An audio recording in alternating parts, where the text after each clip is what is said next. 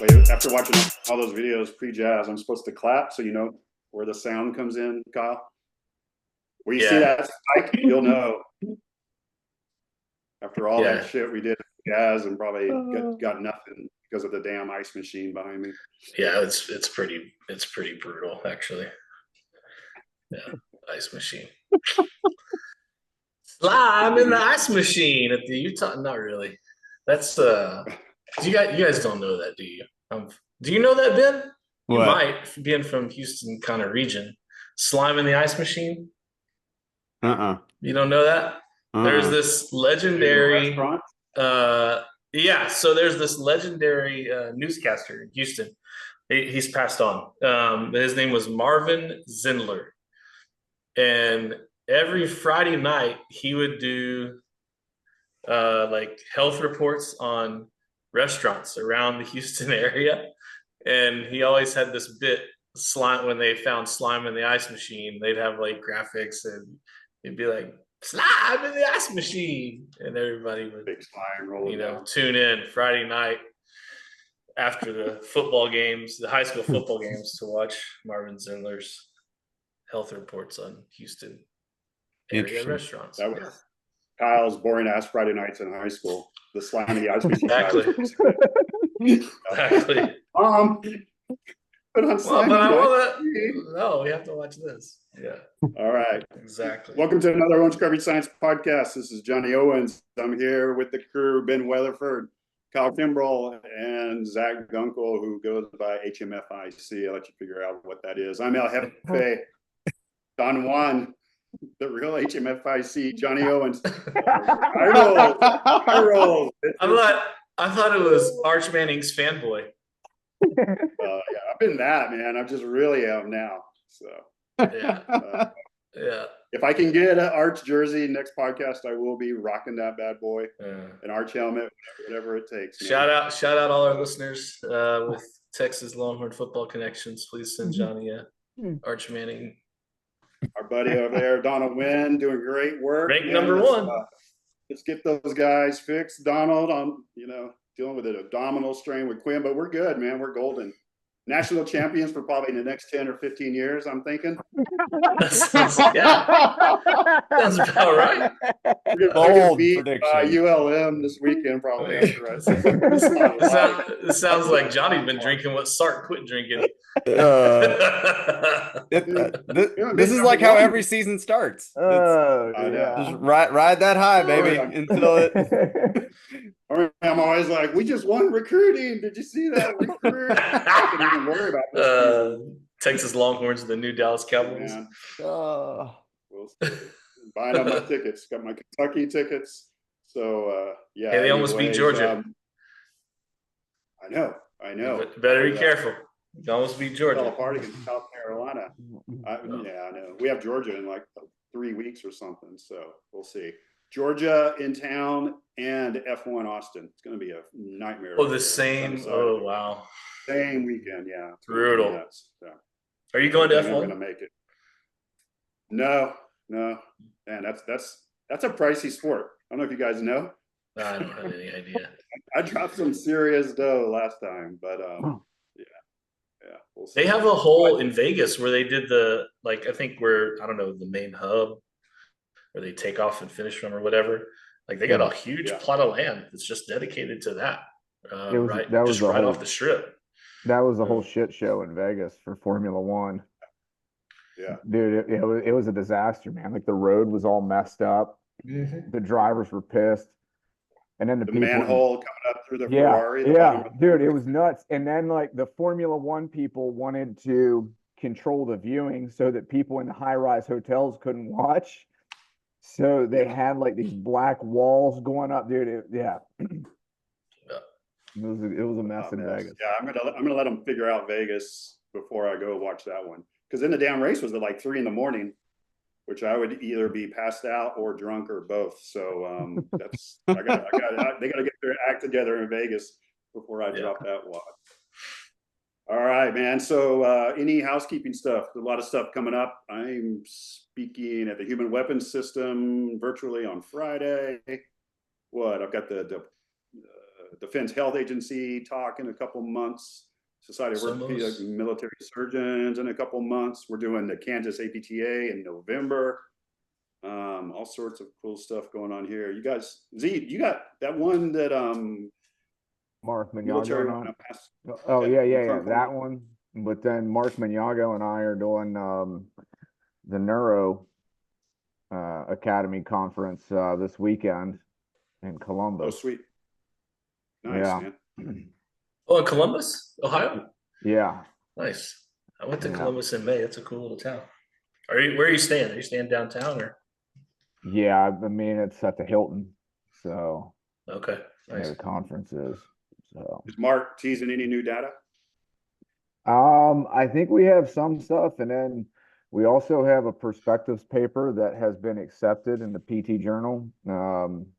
That should be pretty good. It's neuro specific, and I don't know when it's going to be published. We were hoping it was going to be published prior to this conference, but it's been fully accepted. It's just waiting on publication now. So nice, man.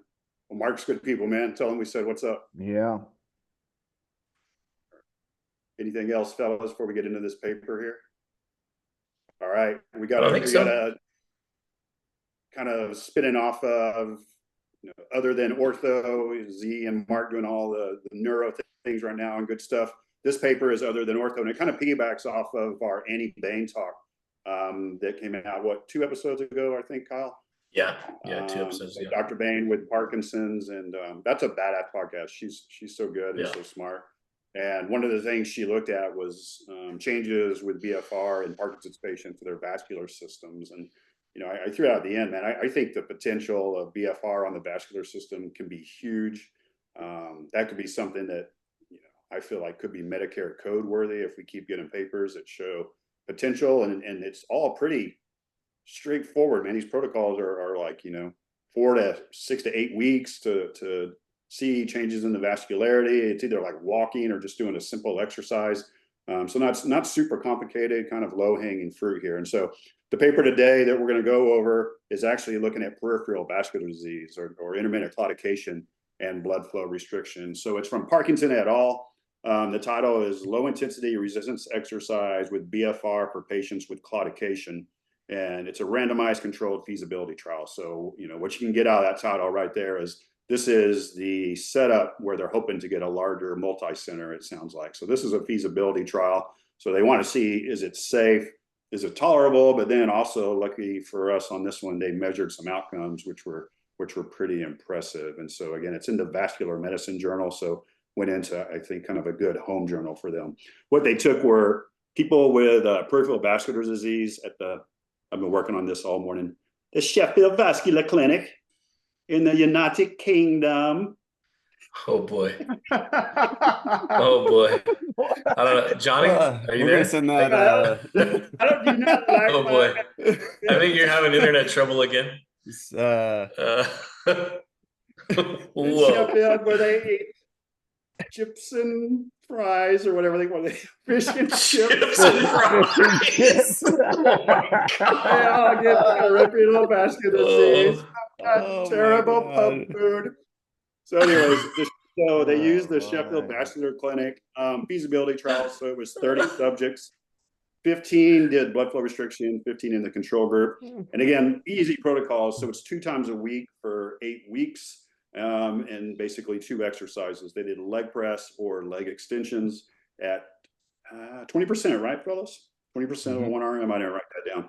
20% of a 1 rep max. They followed the kind of the standard protocol, 30, 15, 15, 15.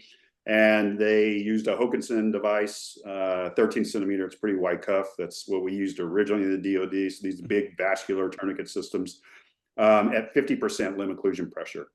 And so that's something that's kind of been consistent in some of these vascular papers, is using a lower limb occlusion pressure, which I think when we talk about some of their outcomes, maybe why they didn't see changes in muscle size or strength. I don't know if maybe this LOP is something with that to discuss. But basically, 2 groups. It was work match. The control group did the same thing, just without blood flow restriction. So first primary outcome is feasibility. So can you get people who have poor blood supply, who have difficulty walking distance because of their poor blood supply and claudication. And I guess we should kind of set up the stage here and you guys chime in. Peripheral vascular disease is a disease, obviously, of the vascularity where with this claudication, when you do anything that requires ambulation or effort, the lack of blood supply can really start to cause a lot of pain and reduce function. One of the biggest treatments is just graded exercise. There is actually, I've been told, a Medicare code just for monitoring peripheral vascular disease patients walking on a treadmill and trying to see if they can increase their walking times or doing resistance exercise. But it's very difficult. And we were trying to get a study going with some vascular surgeons at Walter Reed, and they said these folks just really have a hard time sticking to exercise programs, primarily because they start to have so much pain. They just can't really get through the effort. So the feasibility piece of this trial also is, well, BFR is low load. Is this something that would be tolerable and also give these folks some positive outcomes? So on the first outcome of feasibility, they had no adverse events, which is awesome. And, you know, we have always heard, especially in the early days, well, this BFR stuff reduces blood flow. So conditions where you don't have blood flow, it's probably going to be bad for those individuals. We've even heard it said, you know, kind of thrown out and just kind of roll my eyes at it. Healing of structures like an ACL or a tendon, it's going to limit the healing response. And, you know, I think we all think it could be opposite, and we'll get in deep of why we think it really helped these patients. But no adverse events. The adherence to the program was 80%, 81% total. So 78% of the BFR subjects were able to do it. 84% of the controls were able to do the program. No difference between groups. And the completion rate was 90% total. BFR, 93% of them completed it all, and 87% of the controls. Do you guys have any thoughts at first on that primary outcome of just, was it feasible? And, you know, I know we believe in this, but any concerns initially on peripheral vascular disease doing blood flow restriction? Concerns? No, I can't imagine. Yeah, what we would be concerned about. I mean, I think for me, it's always been the fear avoidance side of things of we don't really know. And then, you know, for us, it's always been the, you know, at least internal joke about intermittent claudication and the walking program. It's like, well, you know, they're kind of already getting the feelings of BFR with walking. You know, Yeah. do we need to add something to that? And, you know, who knows, because we haven't really seen it done. So, but since cool they have to see such a some work limited there.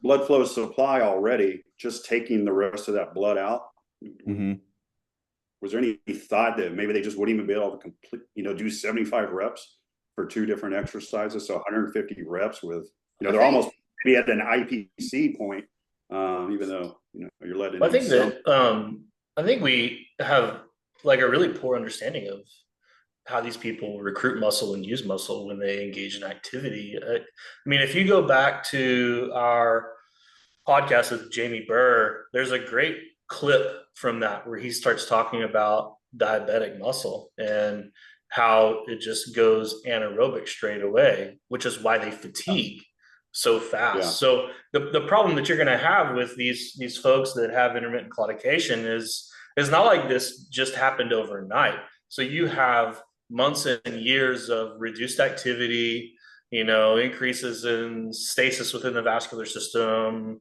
you know, lack of use of the muscle, which is going to cause those fiber types to ultimately shift more anaerobic. And so now you have a crew that doesn't even bother even trying to use the aerobic system to produce energy. They just go straight anaerobic. So I think this is where BFR, you know, provides kind of this novel sort of stimuli that sort of forces you to, you know, engage that aerobic system a little bit by just stressing it in a different fashion. Those are my thoughts. Right. That's always the key point. Everyone thinks BFR is just anaerobic, and it's not. You know, you definitely get both fiber types, and there's been biopsy trials and all sorts of studies that have shown that. So it's not just an anaerobic thing. What do you think, Zeke? Yeah, I mean, I think, you know, something I'd say with Kyle's thought is, I think maybe one of the challenges is if that muscle fiber is not getting oxygen to begin with when you exercise, you know, the potential would be if we're going to tap into an aerobic type of an effect, we have to do something to shift us in that equation, because it's a matter of the blood flow not getting there type of an issue. And then I think the other thing that you see potentially as maybe a benefit is the stuff from Danny Christensen and what he talks about. He talks about it more on the performance side of things, but it's this ability that BFR has to buffer this metabolic and metabolite buildup, and we buffer hydrogen, and that way we're able to exercise or perform for an extended period of time. I think that potentially could be an avenue there with them. What are the, I don't know, none of us have probably worked a ton with peripheral vascular disease. What are their contras to exercise? Is it just pain? Do y'all know? I don't know off the top of my head. I know in the Australian guidelines, Yeah. In that Australian guidelines, it's exercise. It is the treatment, and then the advice is progressively increase exercise. And I think with that, you're not running into kind of like a blood pressure type of an issue or something, kind of that would limit your the ability to perform exercise or partake in exercise. It's self-limiting. Yeah. Yeah, and that Which again, that position stand paper that you're talking about, Zach, it didn't really give any specific contraindications. It just said to do your due diligence and screening on the front end, do some exercise testing to determine a baseline, make sure you're checking blood pressure and heart rate to assess somebody's baseline and monitor throughout treatment. And then, like you said, the guidelines are basically to try and work your way up to the generally recommended guidelines for exercise for most people, doing your 2 to 3 days a week of aerobic activity up to 40 minutes, probably starting with less, working up, doing at least 2 days a week of resistance exercise, but targeting more like 3 days a week, and doing, multi-joint exercises, especially targeting lower extremities. So, I mean, it's pretty much, they're like, we want everyone to be working toward general guidelines for exercise here. And so just do as much as you can until you can't, and pain stops you, or you just can't go anymore, basically. So again, really no fear of putting a tourniquet on these people. Which is basically what you do with exercise, no matter who you are, right? I mean, there's nothing real novel there. If you exercise, that's what you freaking do. Yeah. The only real novel piece in that position stand paper is the guidance on intensity based on the claudication pain scale for their walking. And it's like, 0 to 5 scale, walk at a 4. And that's your guidance. And if you can't walk at a 4, walk at a 2 or 3. And, it's basically like, do what you can. And, maybe you're starting at accumulating 10 to 20 minutes of walking in a session, then you're trying to get up to 40. So it's, it's either that, or you can do an RPE based, resistance exercise at times. But again, there's nothing really that different about what they're recommending. It's just using a different graded way to get there. Okay. Well, so I think that's how we look at it. From a BFR perspective, I mean, that's kind of how we are looking at what we're doing. The addition of aerobic exercise, the intention is to stress the vascular system and the cardiovascular system, and that's all we're trying to do with BFR is provide a stressor to that system. We're just providing it in a more localized and probably, in some respective specific way. So, we have options with BFR or just ischemic preconditioning to grade exposure or stress in a manner that not previously even possible. So that, from that perspective, I think it's pretty cool to kind of think about how BFR might influence these folks in terms of their outcomes, or BFR/IPC, if you will. Well, 100% in this first feasibility study, they had no issues with them being able to do it, it looks like. So real high compliance, we're able to get through it. And then let's look at their objective measures that they took. So 6-minute walk test, time to claudication, pain, their change in their quality of life through self-assessment, and then changes in vastus lateralis size and MVC. 6-minute walk test, I think this is pretty impressive. 86% of the patients in the BFR group improved their 6-minute walk test distance by greater than 35.5 meters, which represents a large clinically important difference, although I saw some other papers that maybe that was on the lower end. At follow-up, and only 33% of the patients in the control group were able to see an increase. So almost 90% of the BFR group increased by 35.5 compared to only 33% in the control. That seems pretty sweet for twice a week for 8 weeks. The time to claudication was prolonged in the BFR group by 44.7 seconds after the intervention, but not in the control group. It only increased by 2.6 seconds. So significant in the BFR group, not the control. And that seems like a big difference between the two, almost a minute compared to just about 3 seconds. Pain ratings in the 6-minute walk test were reduced in the BFR group by 1.1. And it was significant compared to the control group, which is only negative 0.3. Their quality of life was significantly improved in the BFR group. So scores reduced in 4 out of the 5 dimensions. A reduction is good in the outcome measure they used. So 4 of the 5 were reduced. And overall, there was an increase in their self-related overall health. They did not see that in the control group, but only 1 dimension that had score reduction. And then the thing that did not change was vastus lateralis size and MVC.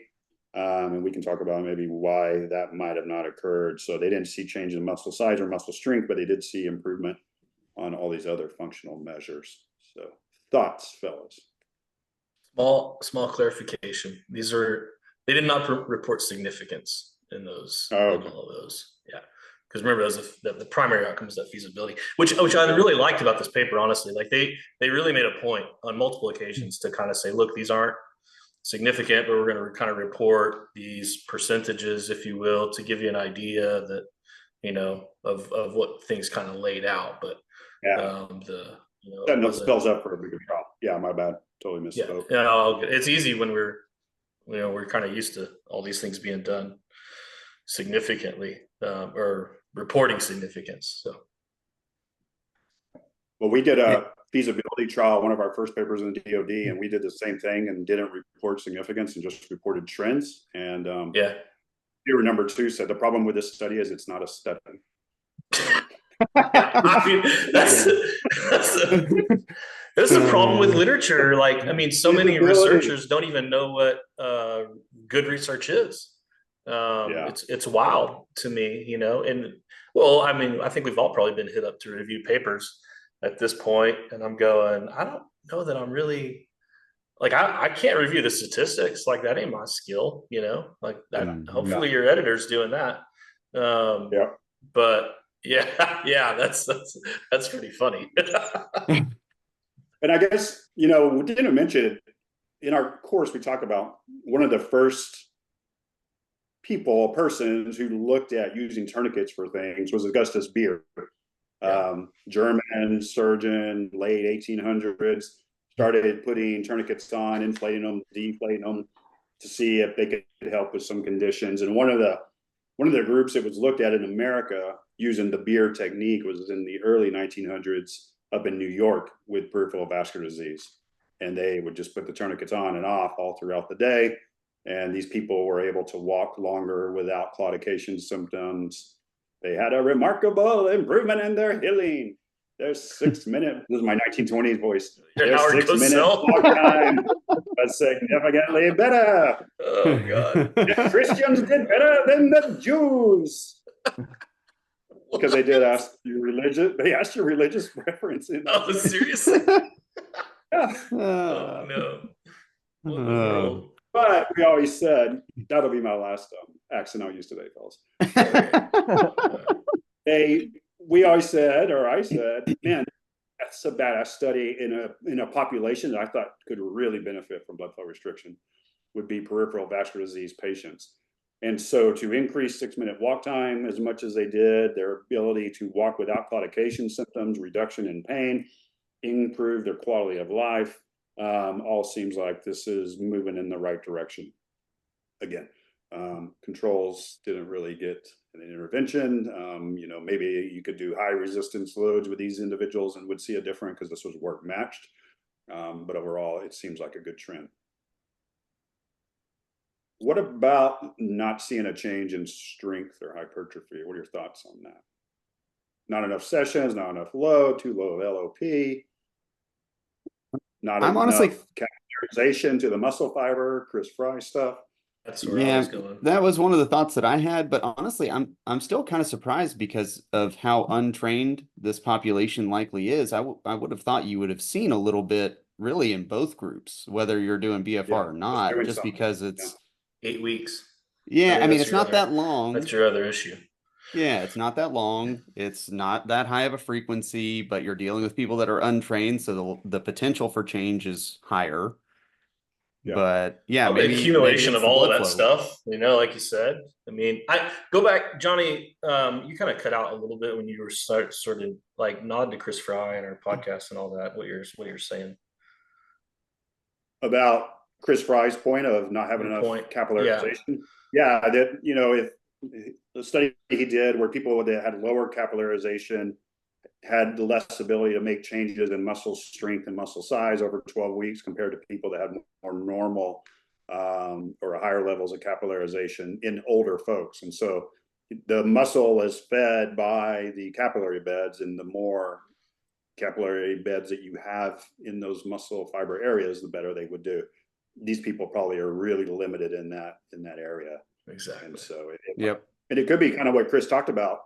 Over this 6 to 8 weeks, the angiogenic effect kind of brings them to baseline enough that they would another 4 to 6 weeks start to see some changes, just because they did get some increased capillarization. That's kind of what I was curious about. Is like you just kind of wonder, like, all right, if they had done another 8 weeks, what do you see in that time? And you do have accumulation of stuff, like you said. You got the LOP thing, but they also capped the maximum LOP at 220 millimeters of mercury.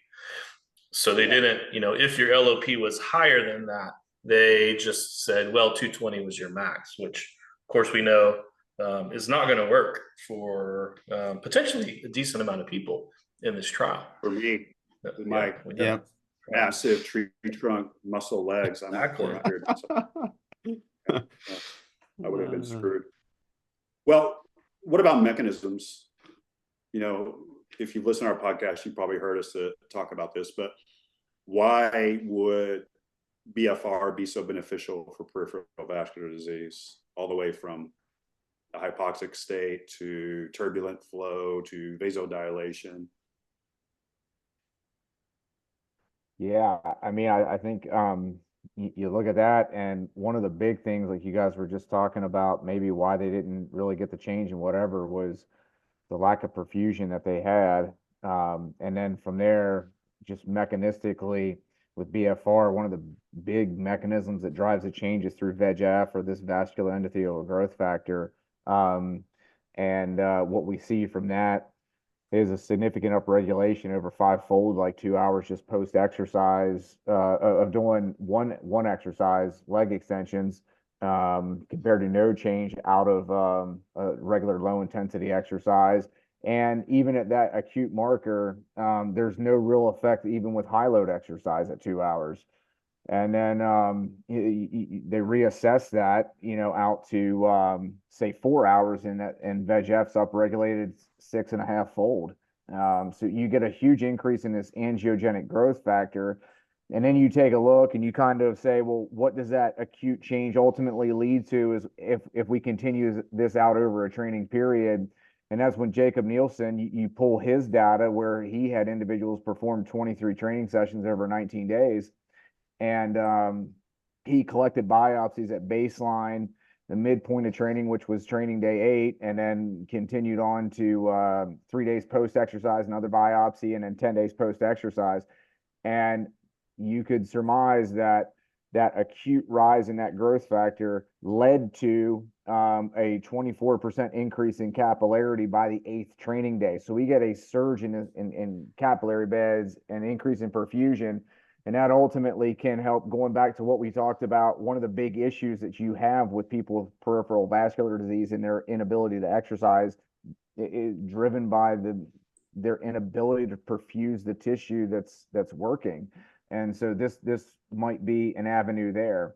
And then, we talked, kind of hinted early on as well about either this ischemic preconditioning type of an effect, or like the ability to buffer hydrogen a little bit better so you can perform for a longer duration. And that's where some of the work has actually been done within this population, is going through and testing, doing incremental treadmill tests. And it certainly looks like IPC or remote ischemic preconditioning may have an avenue of acutely boosting someone's ability to exercise. Now, what that looks like over a training period, I think is yet to be seen, but acutely, there certainly is an effect there.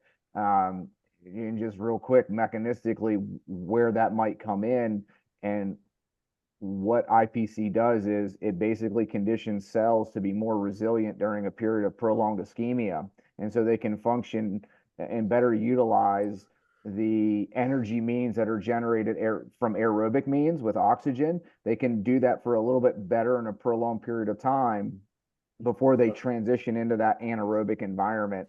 And then ultimately, without getting too deep into the weeds, you get this inability to maintain these ion channel pumps that rely on ATP to function. And once that happens, that's when, basically the progression into cell death and all that stuff occurs. But I think mechanistically, that's where things, I think largely we can have an effect with BFR. Yeah. Did you guys see I think what it was I wrote down this morning, 2018 study, Annals of Vascular Surgery, where they did a RIPC, and this was an intermittent claudicants, exercise, or RIPC and exercise. And RIPC, they all improved, and there was no difference between the groups. So basically, instead of exercising, if they just RIPC'd, their outcomes were the same as the exercising group after about a month. Interesting. It's that's an interesting approach too. So they just came in, I think it was every 3 to 4 days, and did ischemic preconditioning, or they did their strengthening exercises. But the combo didn't improve anything any better. Well, and the other mechanism, the other mechanism that we didn't really talk about that I typically think of also is the shear stress component, or that change in pressure within the vasculature. And with these things in the population we're talking about, I wonder if some of the effect of these mechanisms is blunted because of the disease state, right? Like, okay, we think about VEGF and HIF1A and these things being regulated by hypoxia. Well, these people are already in kind of a hypoxic state. So I wonder if, same thing from a shear stress component. I wonder if we're not getting as much change because there's not as much compliance in the vascular system. And so maybe there just needs to be, like Kyle was bringing up, maybe it's a longer time frame that we need to really see some of these things. And then also in that position, paper on exercise for claudication, they brought up, you see improvements in exercise capacity and performance without necessarily seeing changes in the vascular system or the ABI, and so maybe those are not, always directly correlated with one another. They probably do have some hand-in-hand function there, but there's always that piece of, do people just get better at tolerating discomfort? Right. That's always like the argument with stretching studies, is like, people they didn't actually change the length of the muscle, but they just got better at tolerating that sensation. And so they are able to, stretch a bit farther. Right. Yeah. So, I mean, I'd be curious to see. I mean, and obviously Annie's stuff goes along with this, and she actually did see some signs of vascular improvement. So it just seems like now the next step is getting studies that actually measure, more of what's changing on the vascular side and what's changing on the functional side. So that's what I think is badass with all this vascular stuff, it seems like the change happens quicker than I ever would have thought. You know, it's Yeah, it happens like 4 to 8 to 12 weeks. You know, I was thinking like vascular, like, gee, it's gonna take like a year for all that stuff to change. And I mean, it's like weeks. It's crazy. Yeah, Faster than muscle. Mm-hmm. Well, hold that thought a second. Back to what Ben was saying was one of the things I wonder too is if it's like joint OA, and when a joint is so far gone, it's gone. And you can do stem cells, you can do all these great things, but the joint is gone and you're not going to save the joint. And I just wonder too, like, if you take a look and if you can stratify people based off of whether it's ABI or their ability, their incremental treadmill testing, and then say like, and start grading people on a scale and saying like, oh, these are the people that are, the initial onset of the disease. We can have a really good effect with them with this treatment versus when people are at the end, we just may not get the change that, we think we potentially might. Yeah, I see where you're coming from, Zach, there. I think the only kind of caveat to that is, like, we know the vascular system has regenerative capability to kind of regenerate itself back to normal versus, like, I remember when Johnny, first kind of came out our way and was teaching, taught us BFR. That was kind of one of the points he would make with regard to muscle scarring down. It's like it scars down, but it doesn't actually necessarily fully regenerate, and you have those TGF beta pathways that kind of jump in where, like, if the same thing happened in your stomach or the lining of your intestine and you got a little nick and these scar pathways jumped into action, that'd be deadly and problematic. But we have these stem cells that can kind of come in and repair and regenerate. So you gotta, I mean, it's certainly a possibility, but I also think, all right, but we do know that the vascular system can at least kind of repair and regenerate itself better than other structures, like a joint surface, for example. It makes evolutionary sense for sure. Yeah. That vascular, like even John Craig used to talk about the collateralization that can happen can be rapid as well. So there's an IPC study showing that. Yeah, maybe they just start to build up these collaterals when they hit a dead end. Definitely. The other thing that I was going to say on these muscle changes and vascular changes, I really think they go hand in hand, and I would maybe even speculate that vascular change is what drives the muscle change. You kind of hinted on it with Chris Fry's stuff, but man, there's ton of muscle stem cell research, or not tons, but there's more than one paper out there that has looked at muscle stem cells and capillary beds. And the muscle stem cells that are closest to the capillary beds, whether we're talking old people or we're talking young people, those are the ones that activate and proliferate. And then you take a look at Jacob Nielsen's stuff, the increase in capillarity. Training day 8 was the first time it was tested, 24% increase in capillarity. And then you have a 293% increase in PAC7 or muscle stem cells in type 1, type 2 fibers. So that and then, then you can take a look. Other papers have looked at the relationship between muscle stem cells and muscle hypertrophy. Roughly 49-50% of the variance in muscle hypertrophy is driven by muscle stem cell content. So I think like that's the deal. Yeah. I don't know if y'all remember me talking about Josh Winke at the ISR. He was it's all about the capillary beds. That's where the stem cells live. That's Stem cells live in the capillary beds. But again, it's just like mechanistically, that's like one of the biggest no-does with BFR. And we can move that needle so rapidly. It's like, man, this is something. If you have vascular clinics out there, will someone start treating patients with this and let me know how it goes so we don't have to wait?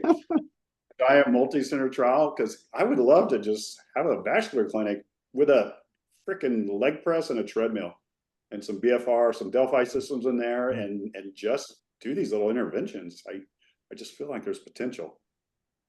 Well, on that point, would y'all go at it differently from or aerobic, have them do like a walk program or bike versus resistance. You know, we've seen that in different styles of the studies. Because there's that Bentzen, I don't know if y'all saw that case series where they did walking, and they had similar results, and ABI increased as well. Ankle brachial index. They just did one leg. But they did 12 weeks instead of 8 weeks. So it was longer. Four times a week, which I mean, I think we would expect you would have to do that, you know, to kind of get similar results. I think it's 4 times a week. They do 4 times a week because there was a European study and they all take off on Fridays and don't do shit. Hey, we could learn from that. They did it in the summer when nobody's working at all. Yeah. Every time I email people from there, they're always out. Luke Hughes, Stephen Patterson. Yeah, hashtag Luke, hashtag Stephen. Really out of the office. I don't know. From a vascular standpoint, my brain kind of does go a little bit more toward the aerobic or endurance-based activities, just because we see more of those doing a bilateral, and we see more of those doing a longer duration under hypoxia, which in my mind would be a bigger stimulus on the vascular system. Whether or not we actually see more vascular change, I don't think we really know that conclusively. But I mean, from a logical standpoint, it makes some sense. So I think you just have to figure out what a person can do. Yeah. You know, I mean, in the end, Johnny, back to your kind of original question there, you know, what would you do? That would be my thought is, well, let me just find out what can this person do, but maybe more importantly, what can I get them to do? You know, and that's why it's like I keep kind of mentioning this IPC thing, because I envision, like, you know, as a clinician, somebody comes in your clinic and you're like, oh, maybe let's try this BFR thing, but you can't figure out where to start because the person's so, you know, limited. And it's like, well, maybe you can just teach them to get comfortable to the cuff being on them, you know? And once the cuff's on them, you can always have them clench their muscle a little bit. You could have them move there's loads of different things that, you know, you could kind of try and still be able to grade with regard to the occlusion pressure or the activity that you're giving that individual, until you get them to a point where it's like walking on a treadmill or exercise or something like that. Maybe I haven't seen it, but it feels like this would be an interesting study. So you IPC, and we know that you get an increase in bradykinin and adenosine. So you get this vasodilation effect just from IPC. And so we see some of the IPC, you do a pre-performance, you see performance improvements from that vasodilation. Just with an IPC patient, a peripheral vascular disease patient, IPC them, then have them go walk and increase their ability just to walk from that. I mean, that's an easy protocol. And there's already a Medicare code for walking with these people. So that's what this paper by Sayes did. Yeah. They tested that, John. It's fine shit. That was my idea for a drill study. Well, sorry. I mean, maybe you could replicate it. But no, that's so crazy enough. Like that's what they ended up doing was they separated individuals into 3 different groups and just did incremental treadmill testing under 3 different conditions. So they walked on a treadmill first, and then they brought them back like a week or so later, I believe. And then they had them do remote IPC, and then walk again and look at the distance at which they walked. The second group did RIPC first during the first session, walked, and then came back a week later and then just walked again. And then the third and final group straight up just walked on the treadmill regularly each session. Just to look at basically, is there some sort of training effect going on? So basically, are people just getting better on the second session, regardless of what's done? So this was with peripheral vascular disease? Peripheral vascular disease, yeah. And so the treadmill test was walking at 3.2 kilometers per hour, whatever that translates to in miles per hour. but and No then idea.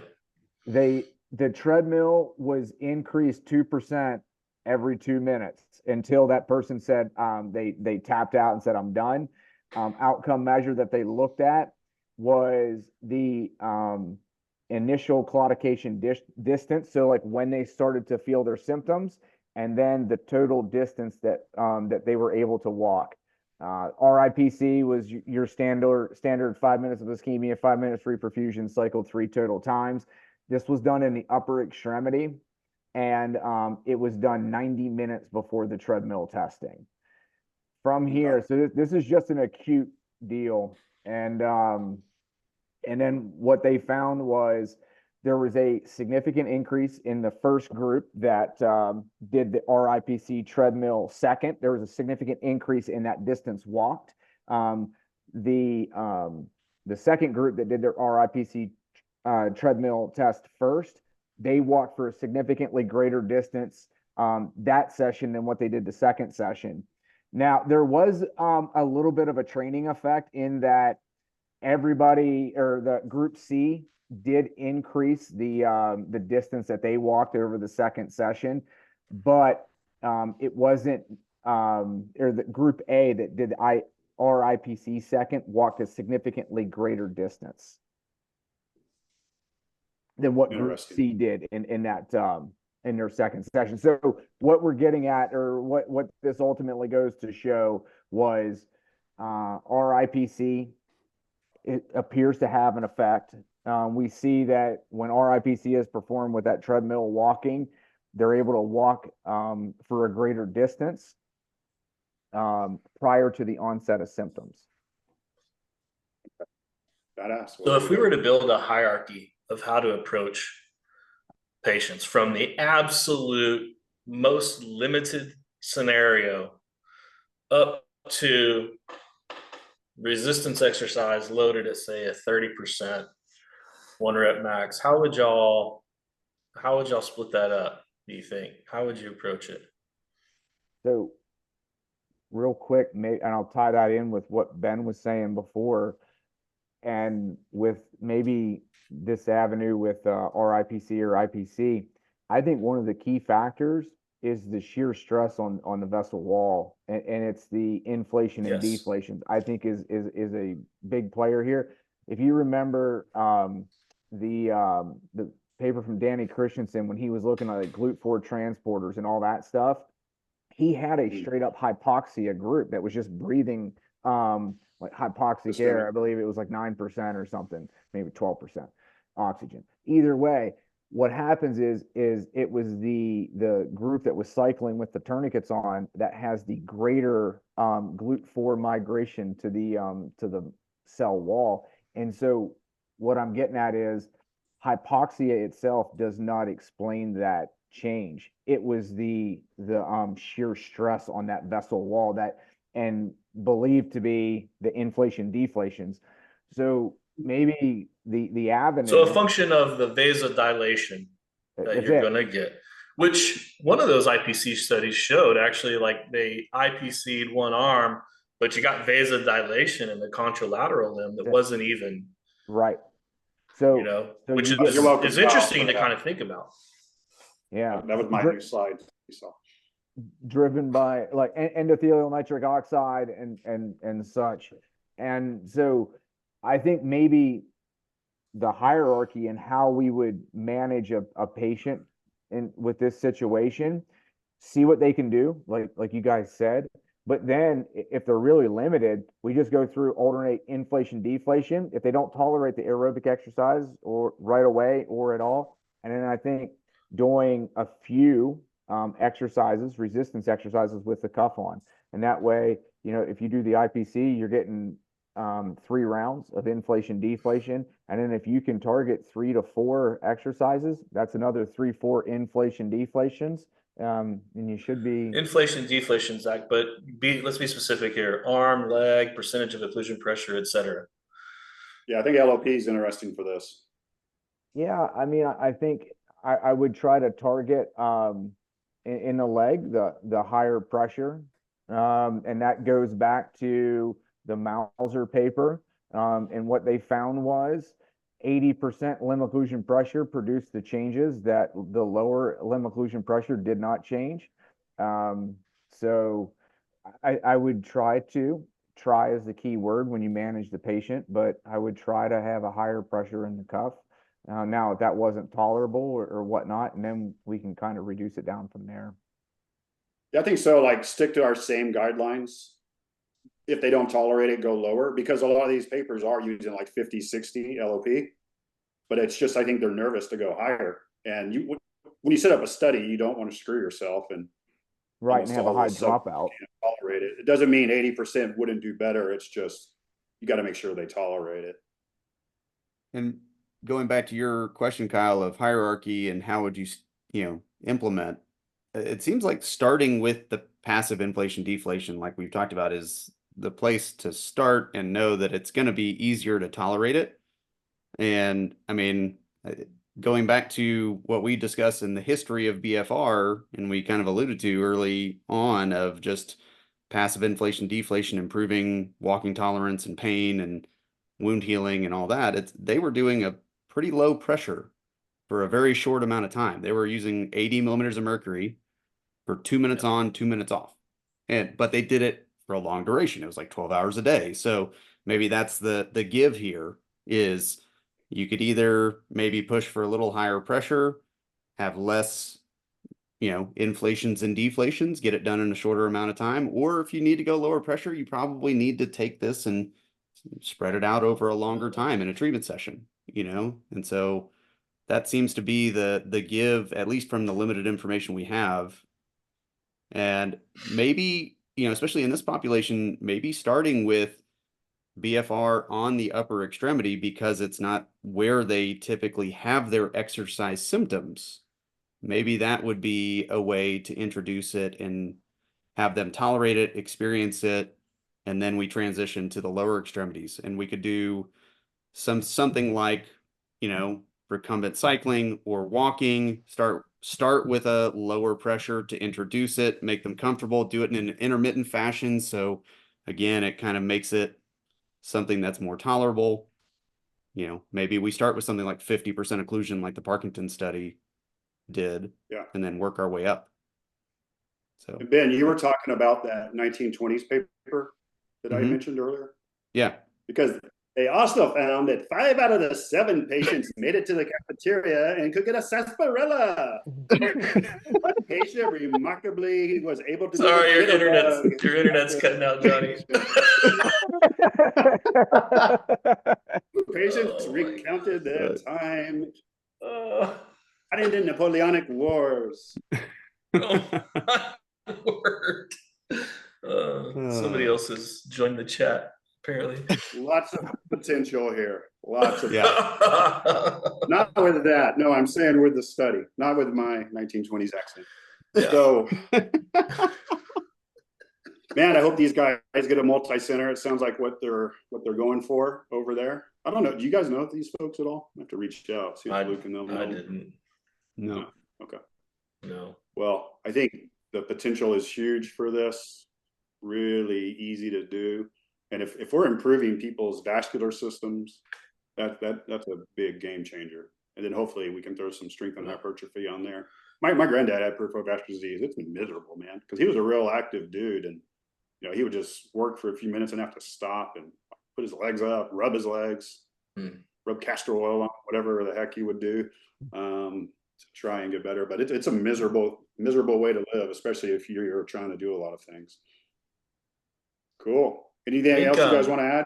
I know Kyle said we got a bunch of we do have some questions. I was just going to say that the one thing that I don't think we really discussed with regard to not seeing increases in strength or hypertrophy is they estimated a 1 rep max, but I didn't have, and they reassessed it every 2 weeks. But I didn't have the image that they said described how they estimated it. So we don't really know if they truly were like really close to like a 20% of 1 rep max or not, depending on how they estimated it. it seemed they made some mention to RPE, but I don't know if that's how they estimated the rep max. They Yeah, I they don't did know. it based off failure. They did use Yeah, but with how many reps? But the big problem That was was the something thing. like, well, the problem though is they cited another paper they did. Mm. Yeah, I think they said it, Dude, previous yeah. study. Yeah, the problem that you run into with stuff like that is when you're doing when you're basing your rep max on a high number, it's just going to really That's my influence. point. Yeah. This is the point I'm making. The other thing with that too, Kyle, was, I think they did the traditional set of 33 15s on a leg press, but only three sets of 15 on the leg extensions.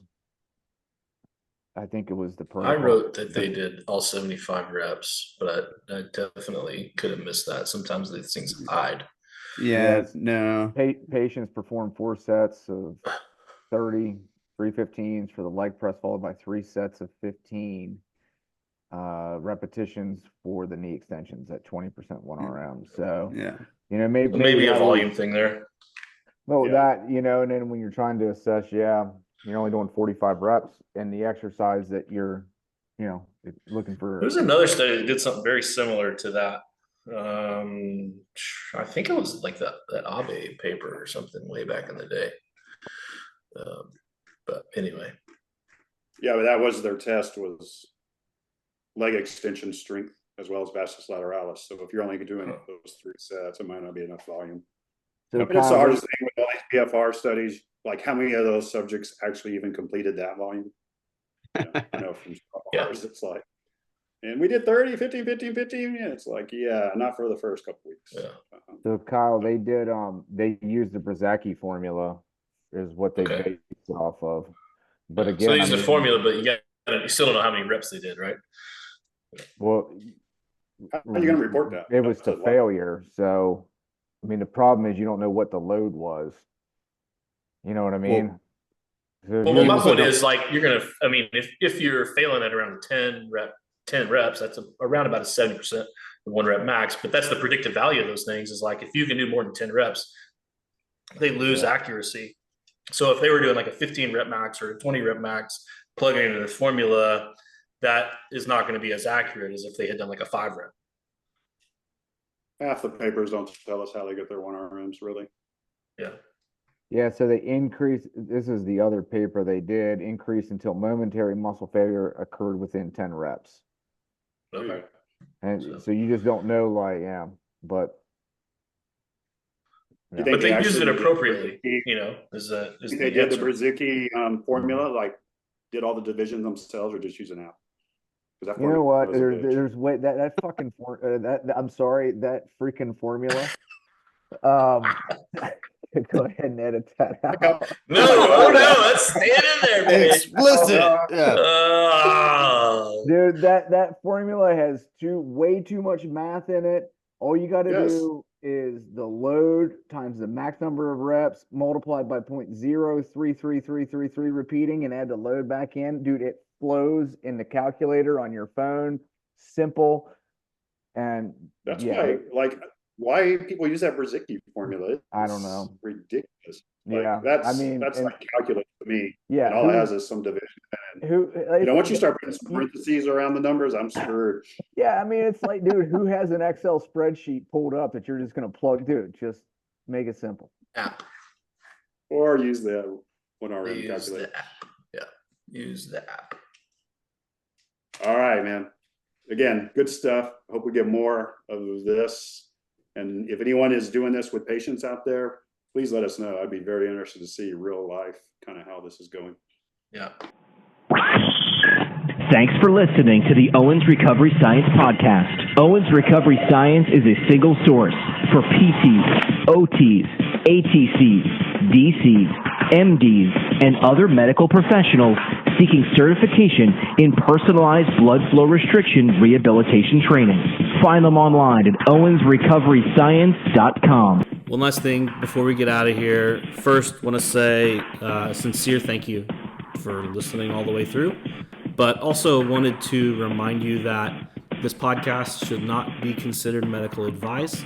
It is strictly entertainment. It's a way for us to try to keep up with what is ongoing within the BFR world. If you require some sort of medical attention, medical advice, please seek that from a licensed individual within your state. Thanks, and we'll talk to you soon.